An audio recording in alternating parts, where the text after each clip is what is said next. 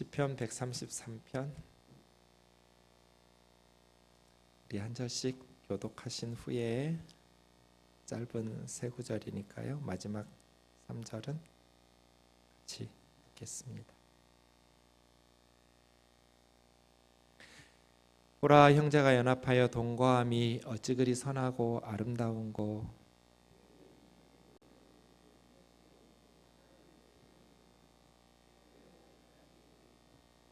헐몬의 이슬이 시온의 산들에 내림 같도다. 거기서 여호와께서 복을 명령하셨나니 곧 영생이로다. 아멘. 시르 하말롯 성전에 올라가는 노래 15개 중에 14번째입니다.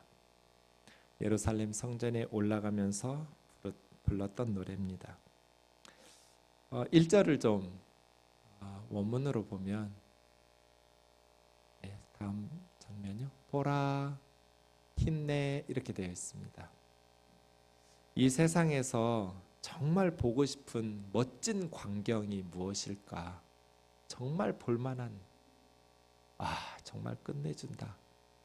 세상에서 가장 아름다운 경치, 아름다운 모습, 보라, 힘내. 그 다음은 두 번째 줄이 뭔지예요? 어찌 그리 선하고 어찌 그리 아름다운 고가 원문에 보면 마 토브 마 나임 이렇게 되어 있거든요.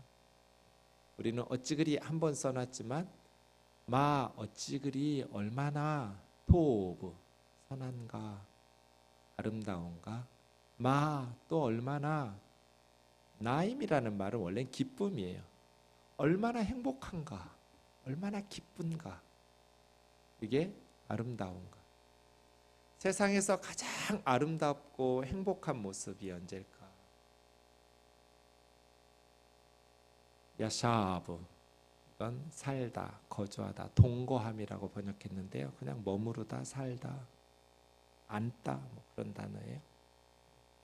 아흐라는 형제라는 단어가 복수형으로 아힘 돼서 형제들이 사는데 아하드 아하드라는 말이 함께 하나됨 어울려서 하나 돼서 연합되는 거 서로 연결돼서 한마음 한뜻으로 만장일치를 이루는 거 이런 거예요. 1절이에요. 세상에서 가장 멋진 광경이 뭐 같으세요? 한마음 한뜻으로 이렇게 하나 되는 것. 세상에서 가장 행복할 때가 언제예요? 하나 될 때. 그것이 우리 기쁨이죠. 아무리 많은 재산을 가지고 있어도 형제지간에 법정 다툼 갈 정도로 서로 갈등 있고 싸우는 곳에 무슨 기쁨이 있어요? 무슨 행복이 있어요? 콩 한 쪽 놓고도 서로 한마음 한뜻으로 우애하면서 하나 되어 살아갈 때 기쁨이 있죠. 거기에 정말 선하고 아름다운 것이 있죠. 이게 어디예요? 교회예요. 성전에 올라가는 노래. 하나님 앞에 예배하면서도 서로 하나 되지 못하고 불평하고 원망하고 갈라진 마음으로 예배한다면 얼마나 부끄러운 거예요. 시편 133편 형제 자매가 연합하여 동거하는 것 한마음 한뜻으로 하나 되어 살아가는 것 얼마나 선하고 얼마나 기쁜 일인가. 그래서 저는 새벽마다 기도하거든요. 하나님 우리 생동교회가 사람들 많이 모이는 큰 교회 되는 것 원치 않아요. 저는 위도 약해서 사람들 많이 오면 죽어요. 관리 못해요. 신경 쓰면 전 죽거든요. 부자교회 되는 것도 원치 않아요. 그런데 사람이 많은 것 원치 않고 돈이 많은 것 원치 않는데 사랑이 많았으면 좋겠어요. 이게 새벽마다 제 기도 제목이에요. 우리 교회가 사랑이 많았으면 좋겠어요. 왜요? 사랑이 많은 교회는 시간이 지나면 그 안에 동참하는 형제 자매들이 회복되거든요. 상한 마음들이 치유가 돼요. 아팠던 마음들이 위로를 받아요. 사랑이 많은 교회는 반드시 기쁨이 있어요. 하나님께서 우리가 행복한 신앙생활 하는 걸 원하실 거잖아요. 큰 교회 되는 것, 또 돈이 많아서 많은 선교와 구제하는 것, 그것보다는 정말 하나님의 자녀인 우리가 행복하게 신앙생활하는 것. 그래서 저는 교회 앞에다가 우리들의 행복한 시간 이렇게 써붙이고 싶어요. 그래서 우리 교우들이 교회 올 때 행복한 시간, 하나님 앞에 예배하는 행복한 시간, 하나님 앞에 기도하는 행복한 시간, 교회 나와서 예배하고 찬양하고 기도하는 게 너무나 기다려지는 이곳은 우리의 행복한 시간. 사랑이 많은 곳에는 반드시 행복이 있거든요. 정말 하나님께서 보시고 싶은 장면이 어떤 장면일까요? 정말 하나님께서 꿈꾸시는 그런 교회는 어떤 교회일까요? 정말 선하고 하나님을 기쁘시게 하고 하나님께서 정말 아름답다, 예쁘다 라고 감탄하시는 교회는 어떤 교회일까요? 우리 하나님 우리에게 어떤 모습을 보기를 원하실까요? 형제가 연합하여 동거하는 것, 서로 사랑 안에서 하나 되는 것, 그런 교회 되기를 주의 이름으로 축원합니다. 교회뿐이겠어요? 가정도 마찬가지죠. 어떤 가정을 꿈꾸시나요? 돈이 많다고 해서 행복하진 않아요. 돈은 꼭 필요하긴 하지만 제가 살아보니까 그렇게 많이 필요한 건 아니더라고요.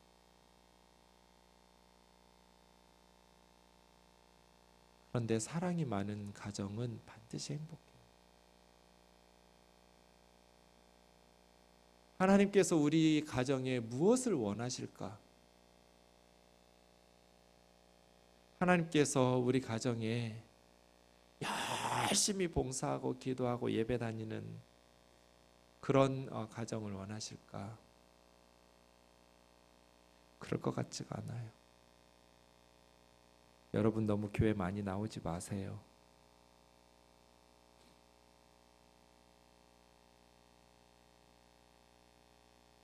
믿음 좋을수록 가정이 불행하더라고요. 참 역설적이죠? 주일이면 믿음 좋은 부모는 새벽부터 나가요. 하루 종일 대예배 드리고 성가대하고 교사하고 남전도회 여전도회 하고 예전엔 또 저녁 예배 드리고 회의하고 아이들은요 방치돼 있죠. 오히려 교회 다니지 않는 가족들은 주일이면 아이들 데리고 여행도 가고 외식도 하고 부모와 자식들 사이에 대화도 있어요. 근데 믿음이 좋으면 믿음이 좋을수록 자녀와 부모 사이에 대화가 없어요. 대화할 시간이 없어요. 여행 한 번도 못 가요. 요즘은 그래도 토요일에 회사에 출근 안 하고 5일 근무하니까 좀 나아졌는데요. 예전에는 토요일까지 다 출근했잖아요. 제가 전도사 돼서 보니까 제가 맡은 청년들이 부모하고 관계가 다 나쁜데 부모의 믿음이 좋을수록 교회에서 열심히 봉사하고 일할수록 부모 자식 간에만 관계가 안 좋은 게 아니라 부부 사이의 관계도 안 좋아요. 남편은 남전도에 아내는 여전도에. 부부가 같이 밥 먹고 차 마시면서 대화할 시간이 없어요. 새벽에 나가, 수요일에 나가, 금요일에 나가, 토요일에도 나가. 예전에는 금요 철야는 밤새도록 했잖아요.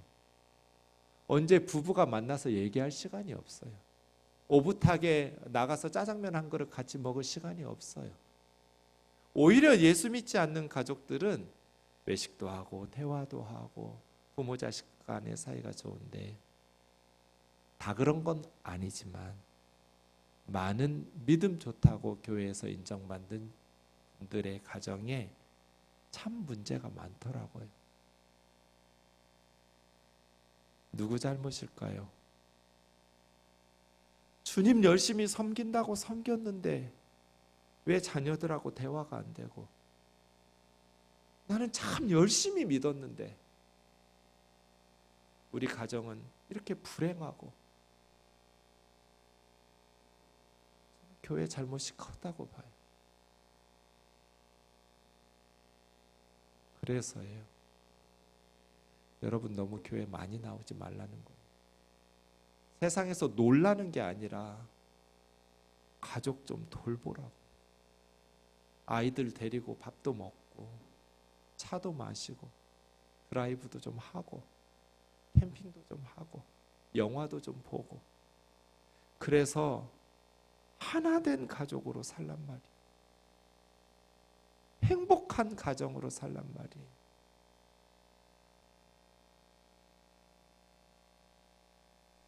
누구보다도 미안한 삶 저죠. 언젠가 저는 아내에게 무릎 꿇고 빌었어요. 내가 가정을 방치했다. 그게 목회자의 길인 줄 알고 아내들 혼자 아이 돌보는 거예요. 남편은 하루 종일 교회 가서 사니까. 아내가 어떤 고통이 있는지, 가정에서 아이들과 어떤 힘듦이 있는지 들으려고도 안 하고, 밖에서 또 좀 쉬는 날은 교회에서, 관계가 좋아질 리가 없잖아요. 보라, 형제가 연합하여 동거하니 찌그리 선하고 아름다운 곳. 이 말씀을 볼 때 제 마음이 좀 아팠어요. 우리 교회의 믿음이 좋다고 말하는, 열심히 봉사하고 섬긴다고 말하는 교우들 가정이 혹시 교회 때문에 더 불행하지 않은가? 그렇다면 뭔가 잘못된 것이라는 거죠. 사랑하는 형제 자매 여러분, 우리 교회도, 우리 가정도, 우리 사회도 경제적으로 많이 세계 10위권의 경제 성장을 이루었지만 우리나라의 경제력이 아프리카 국가 전체를 합한 것하고 맞먹어요. 엄청난 나라예요, 우리나라가. 그런데 우리 행복해요? 그렇지 않잖아요. 왜? 예전보다 수백 배 더 잘 살게 되었는데, 이 연합이라는 단어, 아하드, 이게 안 된 거잖아요. 아하드가 안 되니까, 하나가 안 되니까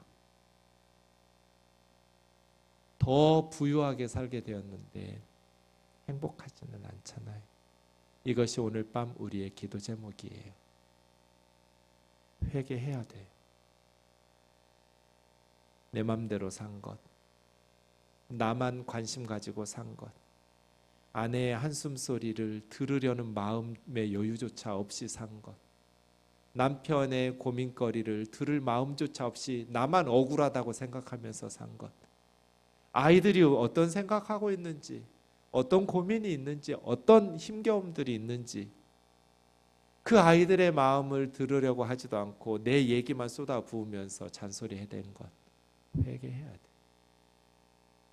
늙으신 우리 부모님은 무슨 생각으로 사는지, 요즘 하루하루가 어떠한지, 저는 요즘 너무나 회개하는 것이, 우리 장인어른 저희 아버지 두 분 다, 아버지들은 천국에 가셨고 어머니만 두 분 남으셨거든요. 이분들이 자기를 위해서 돈을 안 쓰는, 두 분 다 80이 넘었어요. 이제 사시면 몇 년이나 사시겠어요? 그래서 제가 계속 잔소리해요. 자식들한테 돈 쓰지 마라. 드시고 싶은 거 드시고 하시고 싶은 거 하시고 본인들을 위해서 돈을 쓰시라고 계속 문자 보내고 전화하고 자식들 돈 줄 생각하지 마라. 자식들 생각 좀 그만해라. 어머니들 챙겨라. 마음껏 하시고 싶은 거 하고. 못해요.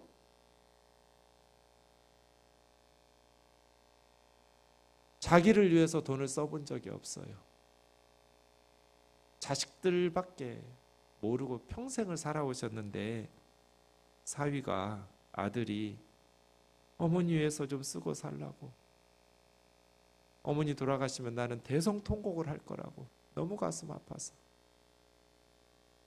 그렇게 만들지 말라고. 그게 안 돼요. 안 되는 줄 알지만 잔소리라도 하는 거죠. 우리 부모님은 무슨 생각하면서 살고 있는지 관심이 없어요. 지밖에 몰라.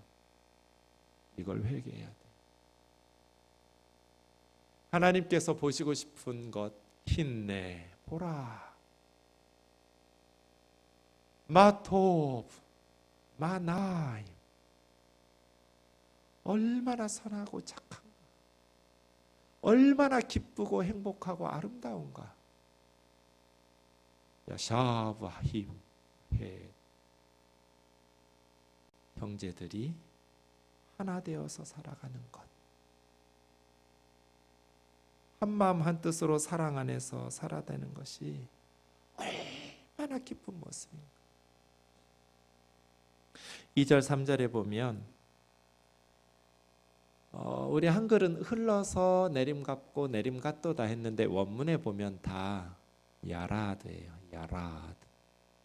내려오는 거예요. 흘러서도 내림갑고 내림갑고 내려. 세 가지 이미저리가 나오는데요. 셋 다 내려와요. 내려와.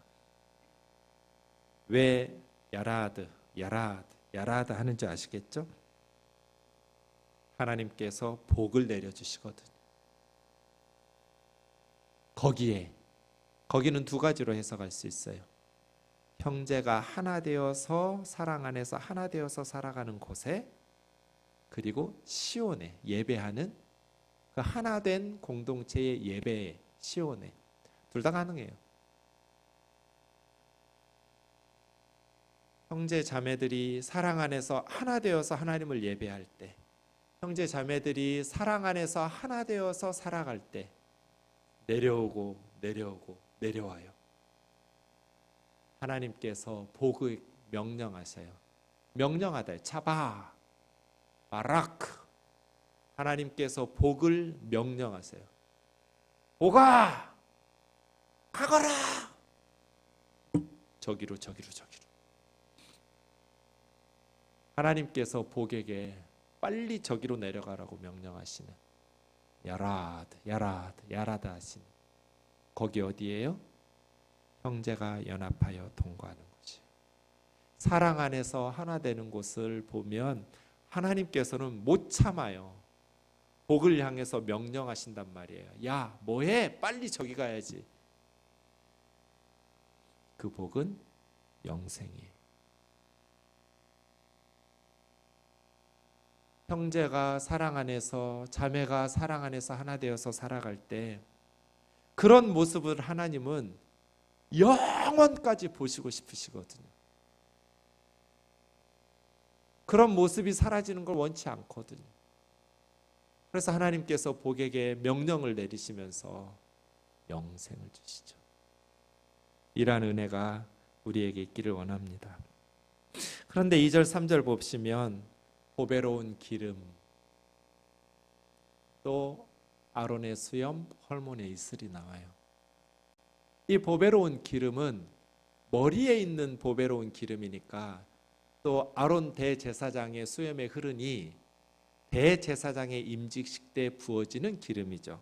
출애굽기 29장 7절, 레위기 8장 12절, 21장 10절 이런 구절들에 보면 관유를 가져다가 아론의 머리에 붓게. 관유라는 것은 원문에 보면 거룩하게 구별하는 기름 관유예요. 성별하는 성결하게 구별하는 기름인데요. 관유라는 것은 임직하는 임명하는 관을 주는 기름 이런 의미로 의역한 것 같은데요. 어쨌든 기름을 부어서 거룩하게 성별하는 임명식 때 그렇게 머리에 붓죠. 상상해 보세요. 머리에는 대제사장의 관을 썼어요. 거기에 아주 향기로운 기름, 특별 제조한 기름을 머리에 부어요. 그러면 이 머리의 기름이 얼굴, 뺨에 그리고 수염에 타고 내리겠죠. 그리고 앞에, 옆에 타고 내리겠죠.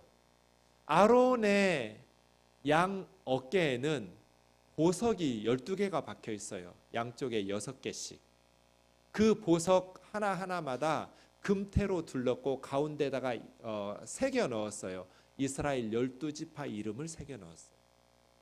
하나에 하나씩, 한 지파씩 12지파의 이름을 새겨 넣은 12개의 보석이 어깨에 있어요.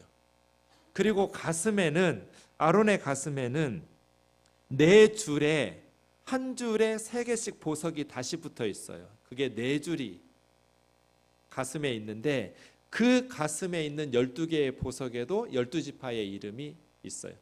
그러니까 머리에 부은 보배로운 기름이 아주 향기로운 거룩한 기름이 아론의 수염에 흐르면서 어깨와 가슴을 적시는데 이스라엘 12지파를 아우르면서 그 거룩한 향기 나는 기름이 12지파를 덮는 거예요.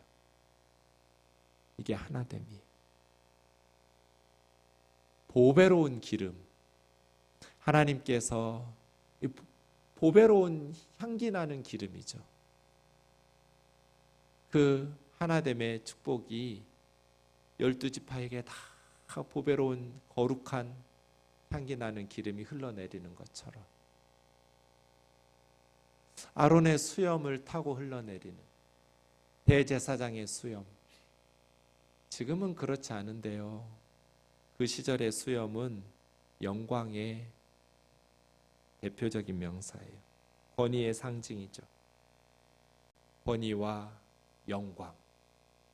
여러분 사무엘하 10장에 보시면 암몬이라는 나라와 다윗이 전쟁을 해요. 왜 전쟁했냐면 암몬의 왕 한운이라는 사람이 다윗의 신하들의 수염을 깎았기 때문에 수염 절반을 잘라버렸어요. 이것에 대해서 이 다윗의 신하들이 너무나 부끄러워서 크게 수치스러워했어요. 수염을 자른다라는 것은 여러분 고려 시대 무신의 난에 정중부의 난이 수염 때문에 수염 잘라가지고 난 거예요. 수염을 자른다라는 것은 견딜 수 없는 치욕이죠. 김부식의 아들이 정중부의 수염을 잘라서 정중부의 난이 일어나거든요. 아론의 수염에 흘러내린다. 이건 뭐예요? 권위예요. 영광이죠. 존귀함이에요. 그 존귀함에 흘러내려서 옷깃에 뚝뚝뚝뚝 떨어지는 그 모습들 말이에요. 무슬림들 선생들은 반드시 수염이 있죠. 이스라엘의 랍비들도 수염을 깎지 못하도록 제사장들도 수염을 깎지 말라고 레위기 21장 5절에 명시한 걸 보면 이 수염은 제사장의 어떤 권위, 하나님께서 주신 거룩한 직분에 대한 명예의 상징이죠. 헐몬의 이슬, 갈릴리 호수 더 북쪽에 있는 헐몬산에서 내리는 이슬이 시온의 산들에 내려요. 아주 높은 산이에요. 장엄한 산이죠. 헐몬산. 사시사철 눈으로 덮여 있는 산이에요. 거기에서 이스라엘 시온의 산들에게 엄청난 양의 이슬이 내려요. 이스라엘 땅은 1년에 한 2차례를 제외하고는 비가 거의 내리지 않는 도시예요. 그런데 이 헐몬의 이슬 때문에 살아요. 많은 양의 이슬이 내려서 시들어가는 그 생명들을 살려내요. 헐몬의 이슬, 이것은 소생을 의미해요. 생명력, 사람들을 살려내는 것. 그래서 호세아 14장에 보면 하나님께서 이스라엘에게 이슬같이 내리겠다고 말씀하시기도 하거든요. 헐몬의 이슬이 내려서 메말라가는 죽어가는 것들을 살려내는 것처럼 말이에요. 세 가지예요. 보배로운 기름, 이것은 향기 나는 거룩함이 퍼져가는 거예요. 12지파 모두에게. 아론의 수염, 위엄과 존귀, 영광을 상징해요. 헐몬의 이슬, 생명과 활기와 소생을 의미해요.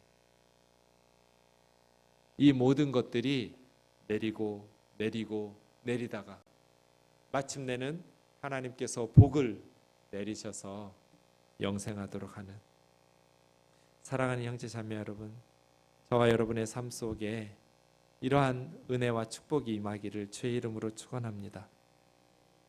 하나 될 때, 사랑 안에서 하나 될 때, 우리 교회가 어떻게 사랑 안에서 하나 될 수 있을까요? 저는 늘 빌립보서 2장 1절에서 11절을 봅니다. 빌립보 교회에 분열이 있었거든요. 그래서 한 마음 한 뜻 한 사랑 가지고 마음을 합하라고 권면해요. 왜 분열이 일어날까요? 교회 안에서, 가정 안에서, 사회 안에서. 3절의 원인이 두 가지로 나와요. 다툼과 허영. 다툼, 라이벌러시. 경쟁이에요. 허영, 그냥 텅 빈 공허한 다툼과 허영심 때문에 분열이 일어나요. 이것을 치유하는 방법은 하나예요. 오직 겸손이. 그래서 나의 기쁨을 충만하게 하라. 바울은 기쁨이 충만하지 못했어요. 분열이 있어서. 이것에 대한 가장 좋은 예가 5절에 나오죠. 너희 안에 이 마음을 품으라. 곧 그리스도 예수의 마음이니. 그리스도 예수의 마음은 어떤 마음이래요? 7절 케노시스, 비우는 거예요. 예수님께서 세상에 내려오실 때 다 비우고 내려왔어요. 하나님의 아들로서 영광 받을 생각이 없었어요. 나는 섬김 받으러 오지 않고 섬기려고 왔고 내 목숨까지 너희들에게 주려고, 대속물로 주려고 왔다. 비우기로 작정하셨어요. 남편들, 아내들 집에 들어갈 때 내가 돈 벌어 왔으니 섬김 받아야지 하고 들어가는 게 아니라 비우는 거죠. 섬기기로 작정하고 띵동띵동 누르는 거죠. 밖에서 들어오는 사람을 맞이하는 안에 있는 사람도 섬기기로 작정하고, 내가 이 정도 했으니까 나에게 이 정도 대접은 해주겠지. 비우지 못한 마음이 있으면 짜증이 나고 원망이 생겨요. 비우지 못해서예요. 예수님이 짜증내지를 않아요. 사람들한테 겁나 무시당하시면서도 별로 시큰둥해요. 왜요? 비우셨기 때문이죠. 상처를 받지 않아요. 8절, 그렇게 했더니 누가 주님을 지극히 높이셨어요? 세상 사람들은 안 높여줘요. 하나님이 지극히 높이시죠. 모든 무릎을 예수의 이름에 꿇게 하시고 모든 입으로 예수를 줄 아시나요? 하나님 아버지께 영광 돌리게 하시죠. 이 말씀을 항상 기억하세요. 내가 권사인데, 내가 장로인데, 내가 목사인데 이러면 하나 될 수가 없어요. 목사님이 나에게 이렇게 해주시겠지, 이 정도는 해주겠지, 어떻게 이것도 안 해주실 수 있어? 그러면 하나 될 수가 없어요. 감사할 수가 없어요. 비우는 것. 교회가 나에게 이 정도는 해주겠지, 그런 마음이 있으면 하나 될 수가 없어요. 저는 25년 동안 교회 섬기면서 한 번도 불평해 본 적이 없어요. 잠깐 생각해 보고 있는 중이에요. 한 번이라도 있나? 단 한 번도 없어요. 왜 없을까요? 교회가 항상 저에게 잘해 주었기 때문일까요? 아니요. 저는 교회한테 바라는 게 없어요. 이렇게 섬길 수 있는 게 얼마나 행복한 일이에요. 교회에서 주님 섬기면서 하루하루 살아가는 게 얼마나 땡 잡은 인생이에요. 여러분은 회사에서 죽으라고 일하고 이렇게 교회 나와야 예배할 수 있는데 저는 하루 종일 여기서 산단 말이에요. 얼마나 땡 잡은 인생이에요. 얼마나 감사해요. 바라는 게 없어요. 내년에도 내 월급을 올리면 저는 사표 내고 나갈 거예요. 담임 목사 월급이 너무 많아요, 우리 교회는. 저를 붙잡고 싶으시면 월급을 올리지 마도록. 깎는 건 괜찮지만 목사가 돈 다 가져가면 선교는 언제 하고 구제는 언제 하고 애들은 언제 가르쳐요? 돈을 주든지 말든지 관심도 없어요. 주님이 알아서 하시겠죠. 아무 의미도 없어요.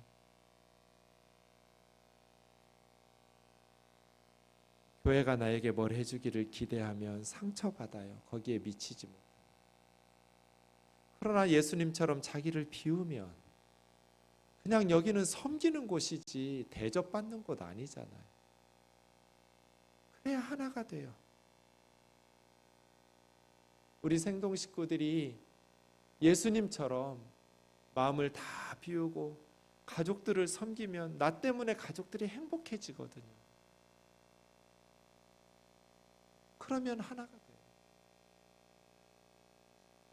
내가 작정하고 교회 와서 쓰레기 줍고 청소하고 섬기면 서로 행복하게 돼요. 원하는 게 없어요. 그냥 나는 섬기러 오기 때문에 섬겼다고 해서 인정받고 존중받는 마음도 없어요. 그냥 그게 전부예요. 그러면 나 때문에 교회가 또 다른 형제 자매들이 행복해지기 때문에 나도 행복해지거든요. 그러한 생동교회 되기를 주의 이름으로 축원합니다. 우리 같이 기도합시다.